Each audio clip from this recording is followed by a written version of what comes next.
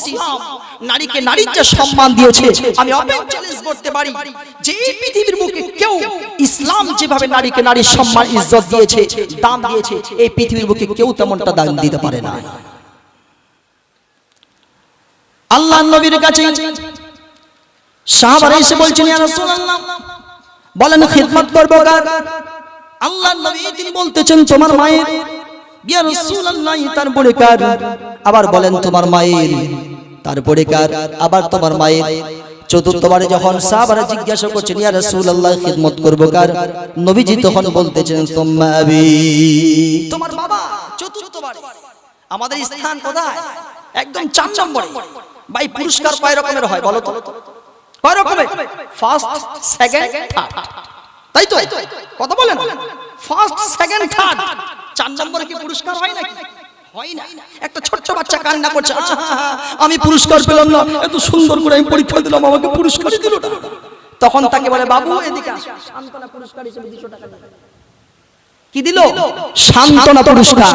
তো পুরুষের জন্য 4 নম্বরে শুধুমাত্র আল্লাহ রাসূল সান্ত্বনা পুরস্কার দিয়েছে। মায়ের পায়ের নিচে কি আছে বাপ?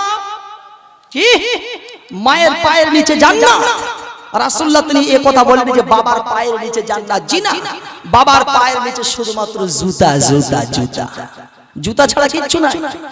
আর মায়ের কদমের নিচে, মায়ের পায়ের নিচে আল্লাহর বেহেশত জান্নাত খানা ঝুলছে। মায়ের খিদমত করবি, সোজা জান্নাতে চলে যাবি। মায়ের নাফরমানি করবি, কোথায়? Go to the hell fire, সোজা জাহান্নামে চলে যাবে। আজ কত মানুষ পৃথিবীর বুকে আছে মায়ের অসম্মান করে, মাকে বৃদ্ধাশ্রমে রেখে দেয়, মায়ের যত্ন নাই, মায়ের অসম্মান করে মাকে বৃদ্ধাশ্রমে রেখে দেয়। অনেক টাকা পয়সা ইনকাম করেছে আর মা বাড়ি বাড়ি ভিক্ষা করে বেড়াচ্ছে। কত এরকম কত নজির দেখলাম পৃথিবীর বুকে, কত দেখলাম।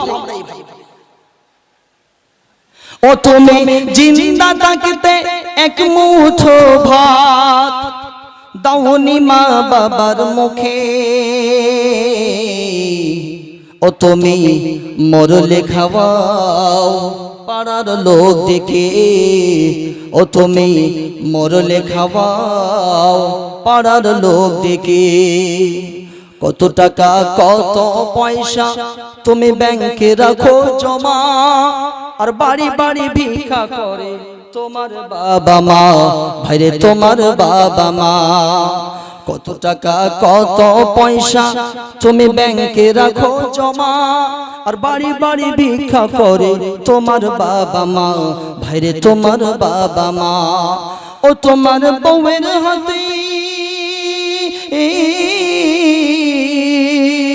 ও তোমার বউয়ের হাতের সোনার বালা দিন যাই তার কত সুখে,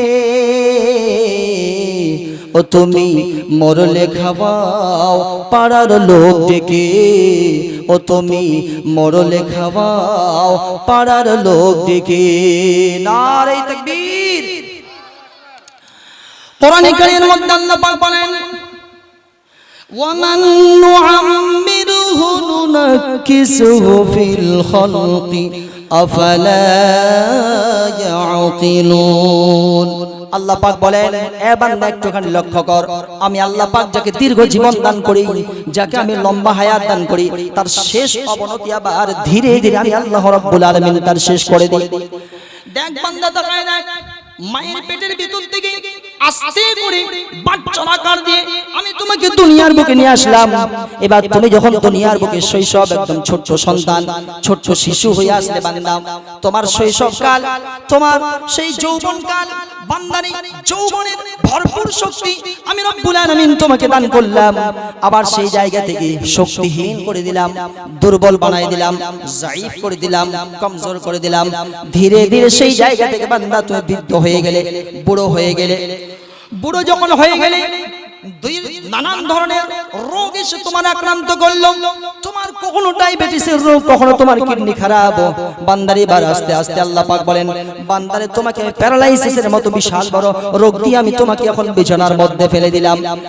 যখন প্যারালাইসিস এসে আক্রান্ত হয়ে গেল, তখন আমার মন চাই মসজিদের মধ্যে যখন আজান হয় এই আজান শোনার পর 2 রাকাত কি নামাজ আদায় করব, কিন্তু না না, প্যারালাইসিস দিয়ে আল্লাহ পাক জমিনের মধ্যে বিছানার মধ্যে আল্লাহ রাব্বুল আলামিন ফেলে দিয়ে রেখে দিয়েছেন। এখন হাজারবার চেষ্টা করলেও মসজিদে গিয়ে 2 রাকাত সালাত এখন আদায় করা সম্ভব হবে না। जिसे उमर दराज दे तू कमजोर कर दे ऐ रब्बा, जिसे उमर दराज दे तू कमजोर कर दे ऐ रब्बा, समझता नहीं बशर एह सब तेरा ही अजब, যাকে তুই দীর্ঘ জীবন দান করিস হে প্রভু তাকে করিস দুর্বল, মানুষ বোঝে না তবু সবই তোরই মহাকৌশল।